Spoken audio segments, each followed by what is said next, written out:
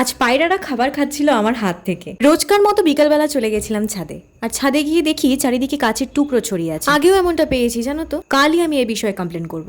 যাই হোক, আমি আসার আগে থেকেই দেখো পায়রারা আমার জন্য অপেক্ষা করছিল। আজ ওদের খাবানোর সময় মনে হলো বেশ তো অনেক দিনই হচ্ছে যে ওরা আমার কাছে খাচ্ছে এসে, তো দেখি যে ওদের আমার প্রতি কতটা বিশ্বাস জন্মেছে। তাই আমি নিজের হাত দিয়ে না ওদেরকে বারবার খাবার দেওয়ার চেষ্টা করছিলাম। কেউ কেউ আসছিল কিন্তু ভয়তে সরে যাচ্ছিল, কেউ কেউ খেতে গিয়েও আবার সরে যাচ্ছিল। ওই যে ভয়। আমি অনেকক্ষণ চেষ্টা করার পর না শেষে গিভ আপ করে দিচ্ছিলাম, মনে হচ্ছিল যে কেউ হয়তো খাবে না।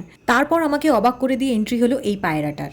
একদম নির্ভয়ে আমার হাত থেকে খাচ্ছিল। এ হলো আমাদের প্রত্যেক ফ্রেন্ড সার্কেলের ওই বন্ধুটার মতো, যে পাকামো করে সব জিনিসে আগে এগিয়ে যায়। এই পায়রাগুলো না মাঝে মাঝে আবার একসাথে এরকম ঝুপ করে উড়ে গিয়ে কেমন সার্কাস দেখায়। সত্যি বলছি, আমার ছাদে রোজ ওদেরকে এইভাবে দেখে না আমার ভীষণ ভালো লাগে।